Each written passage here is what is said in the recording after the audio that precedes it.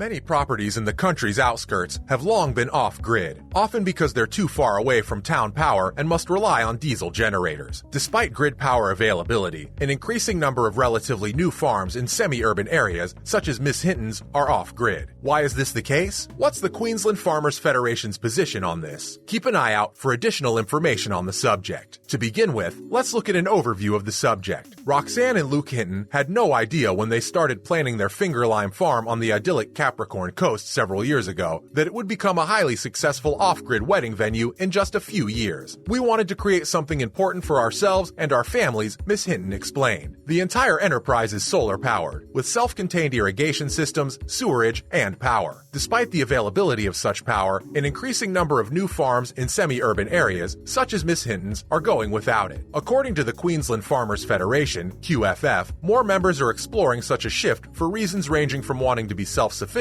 to saving money or lowering on-farm pollution. With solar, batteries, and diesel generators, the grid now has actual competition for farms to be able to supply their electricity, or at least a higher proportion of their power. QFF Energy Project Manager Andrew Chamberlain said. Moving on, from limes to weddings. The cost was one of the primary reasons for Miss Hinton's decision to go off-grid. It was quite expensive to put town power in from where we are down in this gully, she explained. The couple saved approximately $30,000 by becoming self-sufficient. The farm's only ongoing expense was diesel for the backup generator, which kicked in around 10 p.m. when the farm was hosting weddings and events in what was to be the farm's production shed. In the next 2 years, the couple hopes to build a second production shed that's also solar-powered and off-grid, with plans to expand the farm from 1,500 trees and explore export markets. Following that, seeking food and energy security. Ross O'Reilly's High Valley Dawn Permaculture Farm is also off-grid and not far away. Over the last 5 years, he's transformed a more than 50-hectare bush block into a market garden, a food forest, and livestock. We intended to be off-grid, not only for food security and energy, but also to educate, Mr. O'Reilly explained. We have 4 dams along the valley floor. We use the sun's energy to pump it 28 meters up the hill to 3 25,000-liter tanks. The property also has a natural desalination plant for its bore water as a drought-proofing measure. The water flows through the trenches between salt-heavy vegetation and limestone to reduce salinity. Next up, more incentives needed. Farmers for Climate Action, FCA, said incorporating more renewables while remaining connected to the grid was a better option for farmers than leaving the grid entirely. FCA called for government targets for agricultural renewable energy use, more incentives for on-farm renewables, such as subsidized on-farm batteries, and an end to limits on farmers exporting power to the grid in its recent farm-powered report. There's an equity issue that needs to be considered if you want to go off-grid, that those electricity and network costs will then be paid by everyone else, said Karen Stark, the report's lead author. We must ensure that the distribution network is a valued asset for people and that they can export excess power. While sectoral renewable energy targets would not be set, a spokesperson for Federal Minister of Climate Change and Energy, Chris Bowen, stated that the government would invest in decarbonizing agriculture in ways that made sense. Our investments include the $20 billion Rewiring the Nation Fund, 400 community-scale batteries for up to 100,000 Australian households, and multiple agriculture projects supported by the Clean Energy Finance Corporation, CEFC, the spokesperson said. CEFC asset finance loans have also funded nearly 1,500 small-scale projects totaling $380 million,